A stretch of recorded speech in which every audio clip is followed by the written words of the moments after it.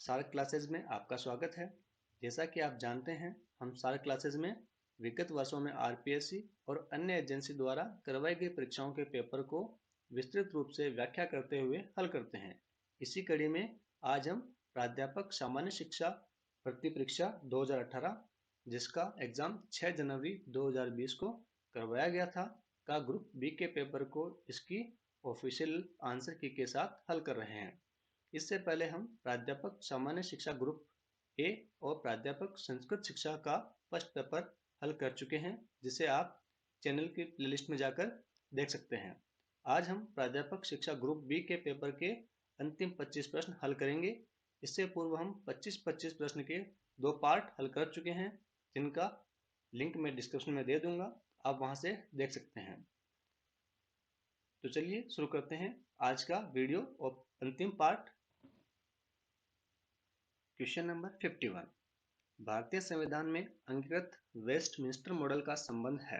देखिए, वेस्टमिंस्टर जो है ये लंदन का संसद सभा स्थल है और ये संसदीय प्रणाली से संबंधित है। हमारे संविधान में संसदीय प्रणाली का कॉन्सेप्ट लंदन के संविधान से लिया गया है। ऑप्शंस देखते हैं बाकी तो।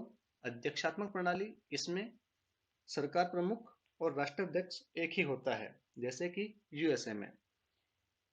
इसमें कार्यपालिका अपनी वैधता के लिए विधायिका पर निर्भर नहीं होती और न ही वो विधायिका के प्रति उत्तरदायी होती है। धर्मनिरपेक्ष राज्य में इस प्रकार की सरकार में या संविधान में देश का कोई भी आधिकारिक धर्म नहीं होता। संसदीय प्रणाली में राष्ट्राध्यक्ष और सरकार प्रमुख अलग अलग होते हैं और साथ ही कार्यपालिका जो है अपनी वैधता के लिए विधायिका पर निर्भर करती है और साथ ही उसके प्रति उत्तरदायी भी होती है। गणतंत्रवाद हमारे संविधान में फ्रांस से लिया गया है।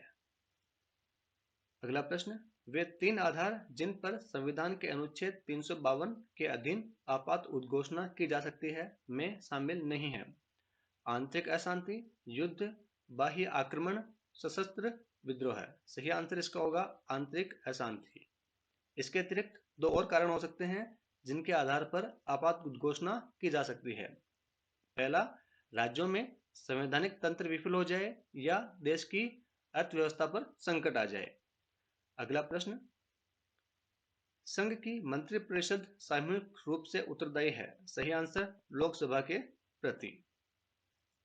अगला प्रश्न, संसद में राजस्थान से कितने सदस्य चुने जाते हैं? ऑप्शंस 25, 29, 35 और 40। संसद में लोकसभा और राज्यसभा राष्ट्रपति तीनों शामिल होते हैं। राजस्थान से लोकसभा में 25 सदस्य और राज्यसभा में 10 सदस्य, टोटल हो गया 35। तो ऑप्शन 3 सही होगा। अगला प्रश्न, न्यायाधीशों की नियुक्ति की कॉलेजियम प्रणाली का आरंभ किस वर्ष से हुआ?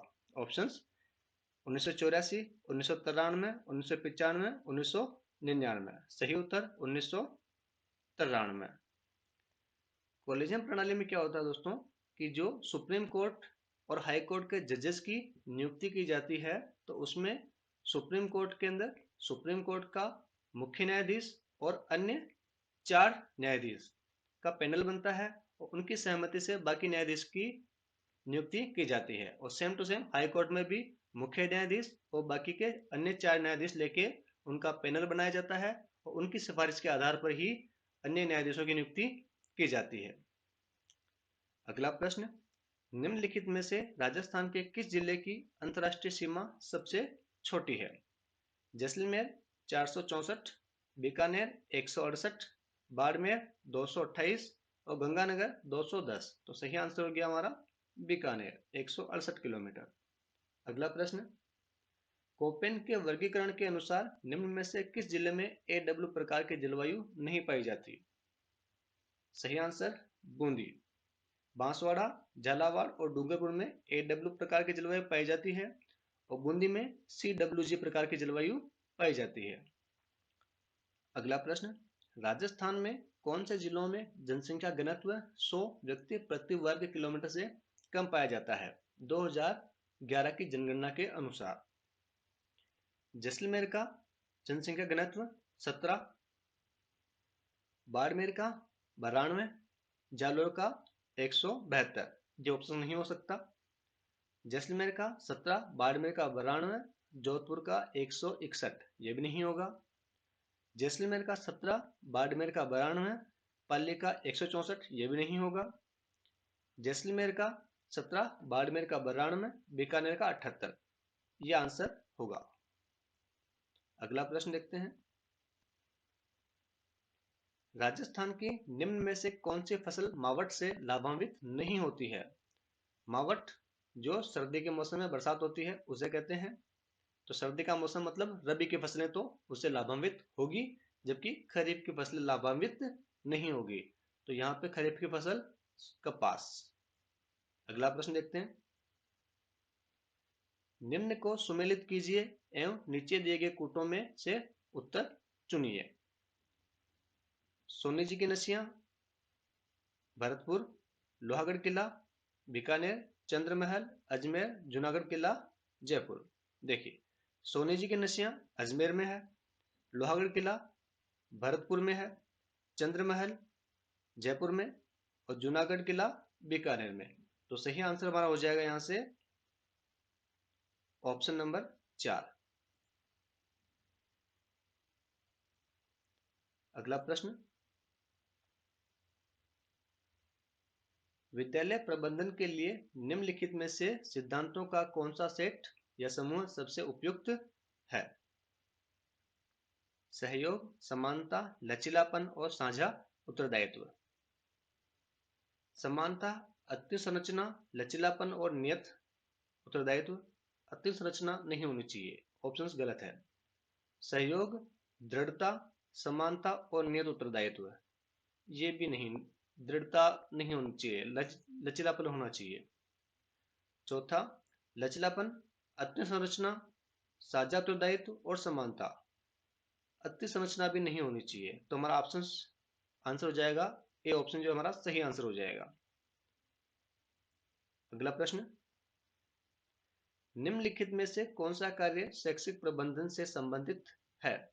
विद्यालय संगठन है, गतिविधियों की योजना सही है, प्रणाली या तंत्र नियंत्रण, ये भी सही है। तो तीनों ऑप्शन सही है, तो हमारा आंसर हो जाएगा ऑप्शन नंबर 4। अगला प्रश्न। सर्व शिक्षा अभियान के लक्ष्यों के अनुसार 6 से 14 आयु वर्ग के सभी बालकों के लिए प्रारंभिक शिक्षा किस वर्ष तक उपलब्ध हो जानी चाहिए? सही आंसर 2010 तक। अगला प्रश्न। शैक्षिक संस्थाओं की दीर्घकालिक निर्णय योजना का सर्वाधिक प्रभाव उपागम निम्नलिखित पर आधारित होना चाहिए। स्पष्ट और साझा दृष्टि, ये सही है। आर्थिक पक्ष पर बल देना, ये गलत है। उपयुक्त प्रक्रिया का उपयोग, सही है। परिणामों पर बल देना, नहीं। परिपक्व टीम का उपयोग करना, ये सही है। परिणामों के प्रति स्पष्ट प्रतिबद्धता, ये भी सही है। फर्स्ट, थर्ड, फिफ्थ और सिक्स्थ, देखिए इसमें ऑप्शन नंबर 4, ये हमारा सही आंसर होगा। अगला प्रश्न। वार्षिक प्रक्रिया के लिए शैक्षिक सूचना प्रणाली प्रबंधन का सही चक्र है। आंकड़ों का एकत्रीकरण, सही है। आंकड़ों का विश्लेषण, आंकड़ों का लेखन और आंकड़ों का प्रक्रिया। विश्लेषण बाद में आना चाहिए था। आंकड़ों का लेखन गलत है। आंकड़ों की प्रक्रिया, ये भी गलत। आंकड़ों का एकत्रीकरण, आंकड़ों की प्रक्रिया, आंकड़ों का विश्लेषण और आंकड़ों का लेखन, ये सही है। ऑप्शन नंबर 4 सही आंसर आपका होगा। अगला प्रश्न। विद्यालय मानचित्रण के लिए उपयोग की जाने वाली प्रविधियों और प्रक्रियाओं में निम्नलिखित में से कौन सा कार्य सम्मिलित नहीं है? विद्यालय की स्थानीय स्तर की मांगों की योजना बनाना, ये सही है। नीति निर्माण योजना पर किए गए निर्णयों को सहेरा देना, ये भी सही है। एक शिक्षा प्रणाली का विश्लेषण करना, ये नहीं है। इसकी कोई आवश्यकता नहीं होती मानचित्रण के लिए। संसाधन निर्धारण और विद्यालय विकास की भविष्य की प्राथमिकताएं तय करना, ये भी उसमें शामिल होगा। अगला प्रश्न। CTE अध्यापक शिक्षा महाविद्यालय के कार्यक्रमों में निम्नलिखित में से कौन सा सम्मिलित नहीं है? पूर्व सेवारत शिक्षा कार्यक्रम है। सेवारत अध्यापक प्रशिक्षण, ये भी सही है। क्रियात्मक अनुसंधान, ये भी सही है। अध्यापक शिक्षा के लिए सेवा शर्तें, ये सम्मिलित नहीं है, ये गलत है। अगला प्रश्न,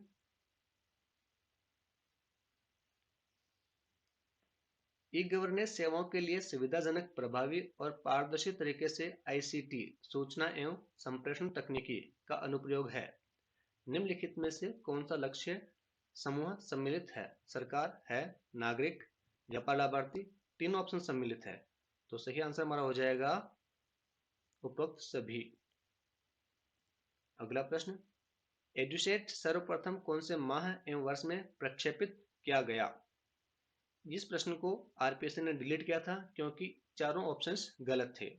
इसका सही आंसर था 20 सितंबर 2004 श्रीहरिकोटा से किया गया था। और ये जो सैटेलाइट था ये बेसिकली शिक्षा पे आधारित था, यानी शिक्षा सुविधाओं को बढ़ाना, उसमें तकनीकी और कम्युनिकेशन स्किल्स को बढ़ाना।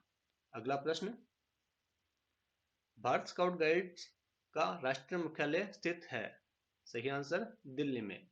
और भारतीय स्काउट एंड गाइड्स की स्थापना 7 नवंबर 1950 को हुई थी। अगला प्रश्न, कस्तूरबा गांधी बालिका विद्यालय का आरंभ हुआ? सही उत्तर 2004 में।